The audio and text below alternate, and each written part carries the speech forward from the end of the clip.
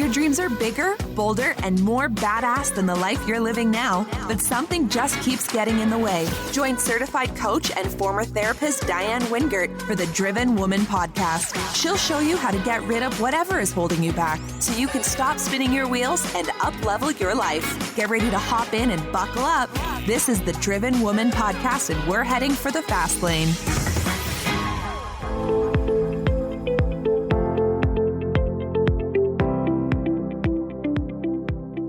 Well, hey, Driven Woman, and welcome back to the podcast. Yes, I know I just had a client success story a few weeks ago, but we're back with another one today. And the reason for that is I am about to relaunch my group coaching program. And those of you that are still thinking about it and wondering, is this right for me? Probably want to hear from a few more of my successful clients, right? I got you. I recently worked with Kris Zarnoch, who is a wife, a mama to a special needs child, and a podcast editor and producer. Now, as a creative freelancer who works from home full-time, who has a child at home, because again, we still have the pandemic going on, Kris really needed to optimize her time, her focus, and her energy. She was saying yes to too many things and too many people, overcommitting, undercharging, and really ended up compromising herself in the process. So some of the things that we worked on in our coaching together were the fact that better boundaries really do make for a better business. And just because you said yes to something doesn't mean you can't revoke that yes later on. We did some deep dives into all the people-pleasing behaviors and default yesing behaviors that had Kris working way too hard and really doing things that were only causing resentment and fatigue and really weren't moving her creative service business forward. So I think she was very happy with the outcome of our work together.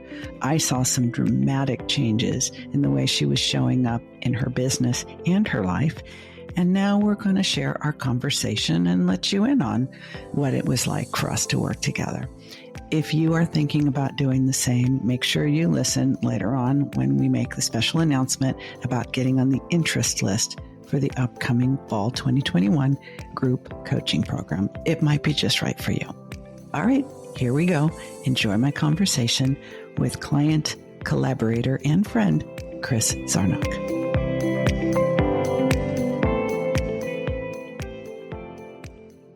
Kris, I've been super looking forward to having you come back because we did some very exciting work together not so long ago, and I'm dying to hear what has happened since. Well, as I take a big sigh, actually, I mean, a lot, and depending on who looks at it, it could seem like some types of baby steps, but a lot of the work that we did kind of was a lot of interpersonal and kind of that blocking mental type of work that I had to do to break through. And I'm really seeing a lot of the results of it now in my podcasting business and also my personal business. But things are going really, really well. We did the tough work while we were coaching together, and now the tough love that came, and now I get to see a lot of the reward from it. Well, it's interesting that you say that, Kris, because I think what a lot of people assume is, hey, you work with people one-on-one for 12 weeks. That's not very long. Like, how am I actually going to make these significant breakthroughs, these important mindset changes, and change my behavior and my habits that actually pay off in 3 months? But I think you're making the really important point, and maybe I need to make that more clear in my content and on my website and when I do consults with people, is it's amazing how much groundwork you can lay in 12 weeks, how many mindset breakthroughs you can actually have in 12 weeks, but the implementation is ongoing and obstacles continue to come up in our lives. So as you face obstacles that you faced before and you realize, oh, I'm addressing this in a different way, I learned that when I was working with Diane. Okay, let's do this. And I think sometimes we kind of have to wait for life to give us the opportunity to recognize how far we've come. That doesn't always neatly fit into those 12 weeks together. So I appreciate you saying that. Yeah. I mean, one thing, like, you go in, and I knew better thinking about what I would get or even need coming out of our coaching, but part of me wanted to just believe it could be this neat little packaged plan and planner or organization chart of some sort, like that you could just give me. And I knew better. I did. I know I knew better, but part of you wants to just believe it's like the magic pill that you can just take and now all of a sudden, or the magic, organizer that puts everything together.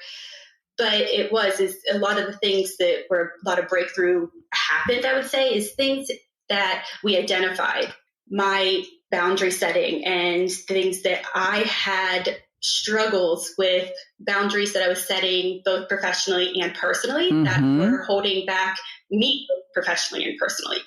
And that was something that we worked on. And a lot. Yes, I mean, your three core areas, I mean, for you may have a different perspective, but what I felt like our three core areas were boundaries, confidence, and establishing your value in the work that you do, like the value that you create for your clients and others.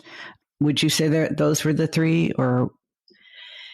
Yeah, I would definitely agree. And I think because those are such big ones, and yes, I happen to have ADHD and those are common for me. But one of the things I know that you've asked me and discussed is like, if I didn't have ADHD, would I still have these? And I said, I think I would. And I really don't know, like the chicken or the egg, which one came first in causing any of these issues, whether it's my conditioning or my ADHD, or one compounds the other. But there are such big things that's not something that we were going to be able to solve in even with a wrecking ball. Even if we had a year. Yeah. I mean, I don't know how long. I mean, that's going to be ongoing, but what I did gain out of it were things that now can stop and give me pause. Like, I do remember one of the things you said for setting boundaries or my impulsive yes, because we identified I'm very much an obliger. And, and I'm the obliger that just goes until all of a sudden they burst, and then they are a big, huge, it's like push you back, rebel and things like that. It's just kind of like an explosion with pressure. But I will impulsively say yes, or I will volunteer before it's even asked, because I just feel like that's what I should do, or the person will want me to do. Yep. And one of the first things that we kind of discussed was that a yes can turn into a no. A yes does not always have to stay a yes. So you can take your yes back. You can revoke your yes. Yes. Yes. Revoking my yes. And whether it's just because I've had time to process it, or that my situation has changed. And there were things where I was volunteering for different organizations. I was spreading myself thin, and yes, I wanted to help, and I felt like I could. And you asked me, well, why is it? And I believe I gave the answer of, well, then I don't know who else would do it. And you also asked me if that was my responsibility or problem, which the obliger in me going, but I think it is, because I need to help and I want to do it. And you said, that's good, that's fine. And that's a nice quality to be concerned, but is it ultimately helping you? And is it truly even helping the people that I think I'm helping, when I probably am not even giving them my full self?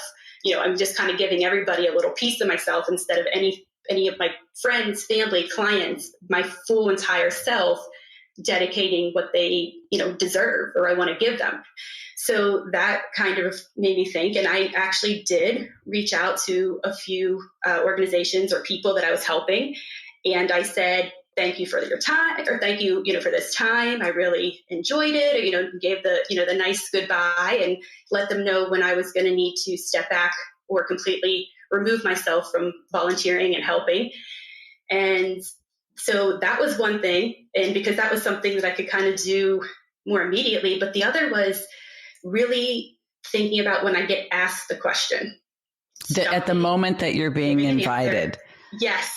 Right. Yes, it's like, because once you're in it, it's like, wait a minute, I said yes, probably without really thinking it through, probably kind of impulsively, probably kind of compulsively because we're women and that's, the yes is always sort of anticipated and expected. And we sort of think that's the only right answer. And we know that it'll make the other person happy and they'll like us and we like to be liked. And it's all very unconscious, but getting out of something is one skill set and you're downplaying it. Like I remember I know you've gotten out of other organizations since we worked together, but I remember you were in one and committing a pretty decent amount of time as a volunteer. And it was during our coaching engagement and you made the decision, actually, I'm glad that I was involved, but it doesn't really serve me anymore. So I would like to gain that time back. And you did it. You did it without a lot of explanation or apology. You did it without a lot of guilt. You weren't waiting to be punished. But it does take another skill. It falls under the boundaries umbrella, but it's a separate skill to stop yourself from that default yes at the moment of the invitation. And now you're telling me you've been able to do that to some degree too.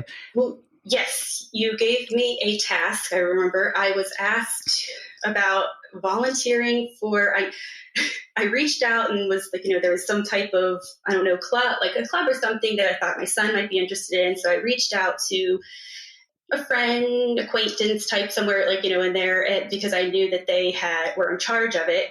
And I asked them about, my son joining, and they said, well, actually, we need more volunteers. And Ta-da. I did step back.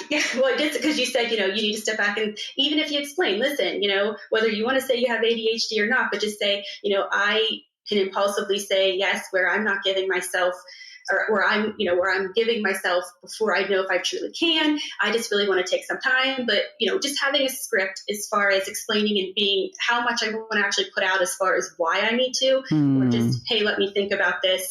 I'll get back to you and let them know. Hitting the pause button. Really, yeah. And that's like the first step was the pause button, where this one I had, like they asked, I tried to start hitting the pause button and they knowing probably, and not even, was not even malicious or anything like where they were trying to be mean, but the person obviously knew that they could push me and they weren't doing it in a way. How did they know? Do you have a local reputation of someone who can be exploited, or like, how did that happen? What do you mean they knew? It's just like that thing where maybe I'm just, because I'm always just used to it. Like, so maybe that's why I give the excuse or reason why I end up saying yes. I see you nodding your head. So I'm just, because I'm curious and I care about you. So I'm thinking, how does this happen? Like, I think you expect to be asked and you do some mind reading. Like, I think you believe that they think you're an easy touch, that you're a softie, that you're just going to say yes. And because that's what you've done historically, it's almost like a foregone conclusion. You're going to do it now, but you're attempting to change this behavior because better boundaries make for a better business. And you can actually make bank when you say yes to you and no, at least to some of the others. But at that moment, it's like, oh, what do I do? You can almost feel that habit. Yeah, you can feel that habit. But it's just like they give you that, are you sure you can't help? And that obliger in me and that want to like please others so much is, or feeling like, well, they really need help. And the person just really wants to, like, that whole bleeding heart thing. So they weren't accepting your pause button. No, they weren't bad. They're like, well, they just kind of like let me know. So I did do the pause button and said, I will get back to you. Let me think about this. And they said, well, this doesn't start for, I think it was like weeks or a month or so. And of course, since we were meeting weekly and had, communication and whatever, I don't know if it was in our, like, whatever came first, the session, or if I just sent you a message or whatever, but, I said this and you then tasked me to try something with, okay, so that the next time you see this person, whether it's close to the time or just, being somebody that is around, whether, they're in the community and, we're not extremely close friends, but we're friendly and hang in some similar circles. And so I'm probably going to run into them in some form. And then they're probably going to ask me and I'm going to be caught off guard. Yep. You'll feel like you're on the spot and you can't really think. Yes. And you said, that's fine. And you can be ready for that. but what would be wrong with proactively saying, I can't, or I'm not interested, or whatever it may be, so it's just done. I don't think you'd ever thought about that before, right, Kris? Because yes, because I just pushed. If I got to that point, even if I did it on my own, potentially, which I didn't often do, if I got to that point where I could, or it happened to be pushed off, I would just let it be. And it's like where you tuck it in the drawer and you don't find it until it pops out at you, or a Jack in the Box or something, where it's like, I just don't think about it till I have to. Yeah. And kind of doing with that. Well, it's like the way the whole thing works is that we have this unconscious belief that the right answer is yes. A good person would say yes. A good mom would say yes to volunteering for this group that her son will benefit from. So there's this. It was definitely guilt for me. It was like a guilt-driven thing where I would feel guilty. Yes. And you're like, well, the emotion of a conflict. It's like, but when you think about it and we unpack this together, it's like, well, wait a minute. I'm going to feel some negative emotion. I'm either going to feel guilty because I say no, or I'm going to feel exhausted and stressed out and resentful because I said yes. It's like, which shitty emotion do I prefer? Yes. But I think the real game changer here, and I'm so glad that you have the guts to do it, is instead of waiting for them to ask you again and again and again, and chances are you're going to be caught off guard. And when someone asks us a favor and we're caught off guard, we almost 100% of the time say yes, because your mind goes blank. You can't remember you even have a pause button. So why give her that control? Why don't you take the control and preemptively say, thank you for giving me the time to think this over. It's really not going to work. Boom. And you were like, oh, do I really have to? Yes. Well, and I think you even asked me, you said, what would happen? Can you go through the emotions or the reaction? And I said, just thinking about how I would do that, it would be probably just uneasy knowing I have to do it. But the whole writing, email, text, whatever it may be, like this, I think it was probably a text or something, I think is how it was. But, whatever, in any situation similar, writing it. And because of the thought and emotion putting behind it, I'd probably stress over it being correct too much instead of a casual thing, especially if it's just a casual relationship that I have with this other person, where any other time I'm not doing a grammar check on my texts with people most of the time on things like this. But now I am. It's like, okay, make it perfect. What's the tone? Can they tell that I'm not, The perfect no is still a no, my friend. So, I would do that. And then, I would get anxious and know that I have to actually send it or talk to them, whatever the next step would be. And that would build this building of emotion, building of anxiety. Yeah. Hit it. And that's where the ultimate, as soon as I hit send or, that message is out there, however it is, and it's not coming back, that's where the ultimate, huge, full emotions hit and the most nerves go. And then from there, I'm like, anytime I've been in a similar situation, they just kind of fade, and the only thing that bring it back, is if that person responds, and only if they really respond negatively. And I believe you've been asked, what's the likelihood of that or how many times? And usually people don't respond negatively, even if they're unhappy or disdisappointed, but it's not a negative response. No, they move on and ask someone else. They do. Yeah. Or they move on. Respond negatively. Yeah. And I was like, because you're you probably wouldn't, if it's someone that's going to respond negatively to you saying that I don't have the capacity for whatever reason to do this, do you really want to do something with them anyways? True that. And not only, but I think we're also sort of indirectly touching on the working from home, self-employed mom. I think, yes. When I was raising my kids, I had to put them in daycare because we didn't have the internet. We didn't have the work from home. Well, I think the internet may have been its infancy. This is in the 80s, but I didn't have the opportunity to be an online entrepreneur. I didn't have the opportunity to be a coach. I didn't have the opportunity to be a podcast editor, storyteller, producer like you. The podcast didn't even exist. So you were either working mom. It didn't exist when I went to school for communications. Exactly. So, I mean, I guess it kind of did, but it wasn't what it is now. It was more download from the internet, very complicated. It wasn't the ease of just access. So it was nothing that anyone ever at that time was thinking that you would be going. It was all still TV, film, radio, things like that, your traditional thoughts of. Which would mean, as a communications person, you would have to go to a job in an office, put your kid in daycare, and, think your life just gets infinitely more complicated and expensive. But for you, I mean, when I was raising kids, you were either a working mom, and therefore nobody ever asked you to volunteer because you were working. Poor thing. She has to work. And of course, they thought your kids were neglected, blah, blah, blah. Or you were a stay-at-home mom, which if you were a stay-at-home mom, it was open frickin' season. You were a sitting duck in the shooting gallery and everybody had a gun. So let's get her to make the cookies. Oh, let's get her to drive the kids. Oh, let's get her to chaperone the field trip. Oh, she can be on this committee and this and this. And people literally think you don't have a right to say no because you're just at home. You have time. So I think there's now this modern female entrepreneur. This middle ground that it's kind of a gray area. How does that work? Like you're wearing yoga pants, so you look like a mom. You don't look like you're earning a living, but you're like, trust me, I am earning a living in my yoga pants. And no, I'm not available for your committee or your cookie baking or any of that because I'm working from home.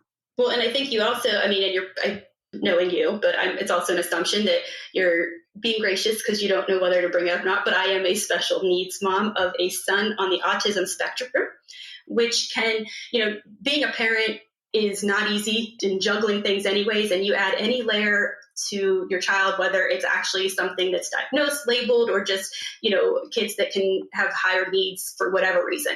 Yep. It just makes things a little bit more, I don't know, unexpected at times. Unpredictable. I expect to be the unexpected with him even more so. And we learn his triggers and things that, can do things. But there's also times he's doing well now. But when we were doing our coaching, I was in the thick of more of his therapies that he was kind of doing well enough that he's kind of being able to pull back on. And luckily they say till probably puberty when we might add pretty much most things back. Nice. But right now he's at an age of his development and he's doing really well. So things are settling a bit, but it's hard to explain. And also right now, because during the pandemic, when things too, it's like, things were staying virtual and you were even home more, so he might even had some virtual therapies. Like it was the first time we actually did physical therapy virtually for him. But see, he was one of the crazy mom. Yeah, on my son with my little 5-year-old son out on his bicycle. We had to go to a 4-wheel type of thing, but that's a whole other story. But anyways, trying to learn how to do a bicycle with training wheels, and I have the physical therapist on my phone through one of those telehealth things, and she's watching him, and I'm running across, and she's yelling through the phone, "Good job!" And oh my goodness. And people are just looking at us like I'm probably the crazy mom that is like filming her kid real excited. And but you know what? Or just crazy mom yelling at her kid. But it's another really good point, Kris, is that, you are a modern mom. You happen to be a mom of a special needs kid. You are able to work from home, and you were already doing that before the pandemic. And a lot of people are doing it now for the first time, trying to adjust, having a hell of a time. But, I think the whole benefit to being self-employed is to create the business that works for you, your personality, your gifts, your income needs, your lifestyle needs, your family constellation, and your other obligations and responsibilities. So for you to be able to kind of take charge of your destiny in that way, instead of, can you imagine if you were working for a corporation or a nonprofit or an academia, you would have to be constantly asking for adjustments to your schedule because of your son's needs. Now you're able to move your work around him. But obviously that's why we spent so much time working on boundaries, because boundaries within the family, boundaries with, your clients, boundaries with other people who assume that you're a stay-at-home mom so they can ask you to do all kinds of things. But one of the other areas that I remember was an important part of our work together was you earn your income both editing podcast for an agency as a contractor, but also you have your own, we can call it an agency, where you have your own clients. And one of the things that was a struggle for you, and I think it's a little bit of an overlap with boundaries and confidence as well, is establishing your value, establishing what's unique about you, because you're not just a podcast editor, and being able to share that in a way where you can demonstrate the value and ask for the compensation that is equal to that value. I would really be curious to know like how that part of your business has developed since we were working together, because it was kind of a work in progress when we finished up. Hey, Driven Woman. I want to thank you for listening to this podcast. Maybe you've been listening to it from the beginning, or maybe you are a brand new listener, but either way, I am so glad you're here. And I hope that you are being inspired and motivated and actually learning how to move your life forward with each and every episode you hear. But I want you to know that there is a whole other level that is so much more powerful, and that is actually working with me. I want to invite you to consider that this fall 2021, is your time. I'm reintroducing my group coaching program. It'll be a small group experience that I will carefully curate by choosing the just right members. You might be one of them. To get on the interest list, click on the link in the show notes. There's no obligation, but you won't be able to hear the details unless you get on the list. Okay? So it's coming soon. I want to make sure that you learn everything you want to know to make the right choice for you. Now, if one-on-one is the only way for you to go, there's a link for that too. That starts with a free consultation to make sure that I'm the right coach for the right reason at the right time for you. But if group is more your jam, you got to get on the list. You want to hear from one of my other clients and what she felt about working with me? Have a listen to this. It's funny because at first I said I would never own my own practice. And now I own my own practice. And I would say, I'm never going to take it any more than just treating patients. And now I'm thinking about how can I start my own institute. Yeah, exactly. Even like training other therapists, having a certification with my name that I am, I haven't thought of the name yet, but I'm certified in this technique or whatever the case may be. And really just helping other therapists help their patients the way I help mine.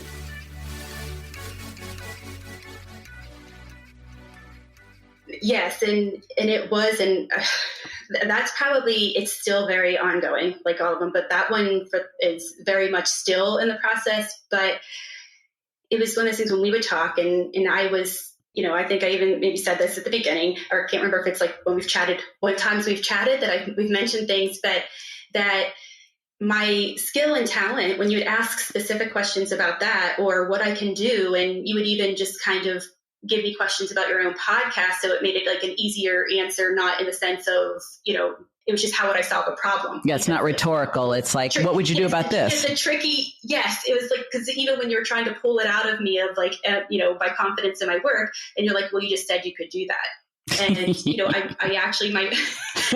I know that sounded a little maniacal, like, tricked you, didn't I? Yeah, but yeah.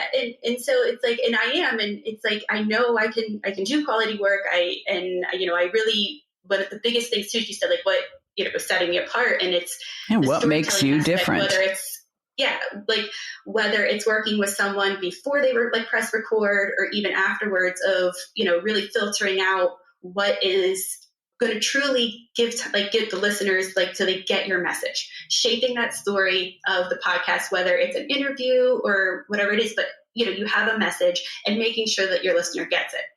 And whether that's working with before, during, or after the recording process is really the thing that I really enjoy and, can set me apart. Of just kind of removing the fillers and making it sound good, which there's nothing wrong with that. And, it's great. Some people want that aspect for their podcast, but, if people want that shaping, that's something that I really do for them. And even as you can tell me, I'm like, I can go off on a tangent of yes. that work. But then it was when people would ask me what to charge, or what do I charge, or, how much is this? And putting an actual number, monetary value, or just even number that says, I am worth this much. My work is worth this much. And it wasn't even so much my work. We, boil it down as it was, how much am I worth? And I have to stop you. Stop right now. Okay. Our official coaching engagement, is complete, but we are still in each other's lives. We still blow each other's Voxer. I said a no.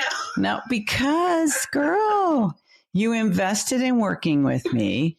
We addressed this issue, but you're absolutely right. And then we're laughing because there is no blame and no shame in this game. Okay. Because yeah, I mean, like, even when you come out and tell me, I know, like, here we go. I can laugh because it's like, I even if I don't know specifically what I did, I do know kind of what I did. And you're not being naughty or anything. Not what I did, but it's our mindset. For the start. It's our to remind myself I don't need to say it. And this is one of those dose of Diane's I can keep with me. You're a dose of Diane. Oh my God, that's so good. I wish I could market that. I have my dose of Diane to remind me when I've done something. So now I know I'm going to have another one. That's what I call. Do you know what this is so good. That's even better. A dose of Diane. I love that. I had some clients tell me, I was in a situation I didn't really know what to do. And I just felt so confused or stuck or overwhelmed. And I thought, what would Diane do? Or what would Diane say? And I remember the lanyards that the kids had at the church camp that my kids went to. And I thought, and they would say WWJ. And I thought, I should make some of, and I thought, oh my God, that's like blasphemous. I'll probably get all the conservative Christians hating on me big time. But the case in point is that, everybody needs a mentor. Everybody needs a guide. Everybody needs that person who's on the same path, but they're a little bit further down the road, or maybe a lot further down the road. And they've had the opportunity to make mistakes and learn some things. And they're sharing that wisdom to those who are still earlier on the path. That's all it is. And I think for all the years that I struggled with being able to communicate my value, I realized one of the best things I can do for other entrepreneurial women is help them get there faster. This probably took me way more years than it should have to realize it is not the most talented people, the most skilled people, the people who are the very best at whatever their thing is, who reach the top. There are fabulous, gifted, talented, hardworking people at every level of the food chain. The ones who go to the top aren't necessarily the best. They are the best at communicating value. And when I learned that, I was like, oh, wow. And it does make so much sense. Right? It's like once you say it, it's like, why the hell didn't I figure that out? But here's the reason why we don't, Kris. Here's the reason why we don't figure it out. Because we confuse value with worth. Your worth is priceless. It is not negotiable. You were born worthy. There is nothing you can do to change that. This is not religion. It is not woo-woo. It is fact. Your worth as a human being is unquestioned. But we get confused with the value we create in the world, and we attach worth to that. And here's the difference. Let's say, well, I don't just take out the ums and the ahs and the pauses and maybe a belch or a sneeze here and there, or when people talk over each other, or there's long silences and leveling the sound. You don't just do that. That's basic audio editing. And you can hire someone to do that for very little money because it's a relatively tedious but simple skill. You actually help people tell their story better by shaping the content, removing things, moving things around. That's a higher level skill, and it requires a higher level mindset. Now, not everybody who wants a podcast values that skill, but it doesn't mean it isn't worth a lot or you're not worth a lot. We just need to connect with the people who value that skill. They don't want the basics. They want story shaping, not just sound editing. Your worth, don't get confused about that. Because I think that is what holds us back. That little confusion, not little, it's kind of really big, but for some reason, I didn't get it. You didn't get it. Like, it seems, the concept seems simple enough that you feel like it should be like little and like you should just know, but yes, but and that's what I mean. Like I there's nothing I can argue there. Or even, not agree with, but it's just one of those mentalities. And it's like, I knew as soon as I was saying my self-worth. Like, oops, here we go. Like, I know better than this. Yes, I mean, and yes, but it's like, but the thing is, it's like those, almost like those words that I do as a trigger, and the apologizing for everything, especially unless I've done something that is. Girl, what are you apologizing for? It's like, you said, even if you have to literally bite your cheek or lip. So it's like, okay, that's my trigger reminder if I've already done it and all these things. And it's like this whole thing with like my worth and self-worth and value. Okay, so another trigger to put in. So my dose of Diane could come in and say, say, I am worthy. What is the value of what I am offering, not the worth of me. And otherwise like it's stuff. Yes. And that's the type of stuff we've gone over, and like that I am continuing to work on, but I am able to approach things differently. So now it's like I am able to put things out there, even if it's uncomfortable. Because another thing of saying is, things may never feel comfortable. They may never be comfortable, honey. Do it or any of that. But you just kind of learn to do it, or you learn to just work through it, or ways that you can cope with it. So I'm at that stage with a lot of things, and, putting my work out and saying, this is the value of what I'm doing. And it's either something you want or you don't, or, I actually am capable of writing up and pitching and selling. But, for me, I have to get past that, the mental block of what I'm associating with it, instead of just what it is and what actually I'm giving, and the value of the work that I'm doing, and, what that would cost for my services, or even if just simplifying, even volunteering your time. And that puts the volunteering your time in perspective, which is, the value of my time. And again, you shape that around when your son needs you, and, when you need you, and all of your other obligations. But when you decide, all right, this is prime time, this is my revenue generating time, I want to optimize that time. I want to leverage that time. I want to respect the value of that time. And I don't want to give it away to someone who just expects me to, because they think I'm a stay-at-home mom. I give plenty in all kinds of ways, but this time, this is high value time, and I'm going to leverage it for my business. Like, when you think about it in that way, like, there's really no room for guilt or apology. And it's not our fault. I kind of want to close with this. It's not our fault that we don't recognize our value, that we confuse it with our worth. It's not our fault that we struggle with confidence, and that we have difficulty saying no and setting boundaries. I mean, this is not a political show, but I think it's important to acknowledge that we have grown up in a culture of patriarchy that has not been friendly to women, that has not encouraged women to feel confident and to say no and to value themselves and their contributions. So I don't think we need to feel guilty, ashamed, apologetic. We're not doing anything wrong to be influenced by the culture that we've both grown up in.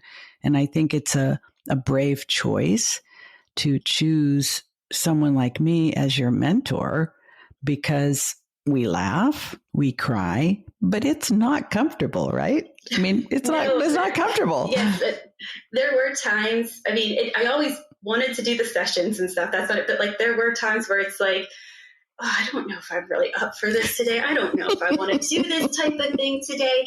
And I knew I had to. But you also said that, that probably means that we're kind of talking about the things that need to be addressed, because, if it was just the comfortable stuff, I probably would have figured it out and worked on it. And yeah, I mean, it wasn't like I was ever worried, nervous, or didn't want to work in that time specifically with you. That was not even it was just, I don't want to talk about that right now. We don't want to face ourselves and our bullshit and our excuses.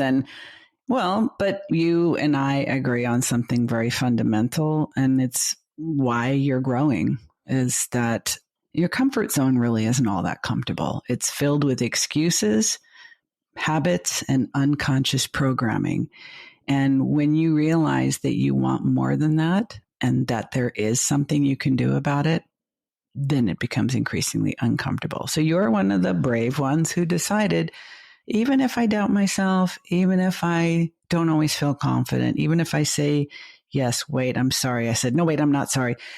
It's an ongoing work that we do. I mean, I've been on this earth a little bit longer than you, and I've had more time to develop these skills. And from where I sit, as long as you don't give up, you will keep growing. Just keep letting my dose of Diane come through, reminding me either when I've made those decisions or before I'm about to, and keep on trucking is kind of the process I go through now sometimes. I love it. Especially with my work stuff. One of my other clients told me that I should ask people at the beginning of every conversation, do you need a warm hug or a kick in the ass? I'm like, I think it's more efficient if I can do both at the same time. I just haven't quite figured out the mechanics. Kris, thank you. We've gotten almost there. We have. I mean, because we laugh, but then we can get to the cry. So it's like a kick in the butt, but then sometimes it's like, okay, it'll be all right. But I mean, you do need both. I feel like it's a I do. I think so too.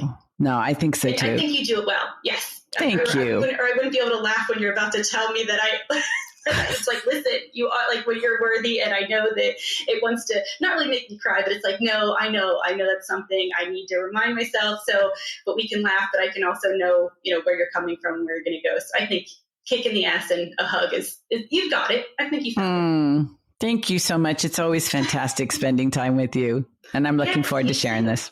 Okay, be well, my friend. Can't wait. All right, have fun, whatever you're doing today. You've been listening to the Driven Woman Podcast with Diane Wingert. Want more straight talk and strategy each week that will take you from spinning to winning?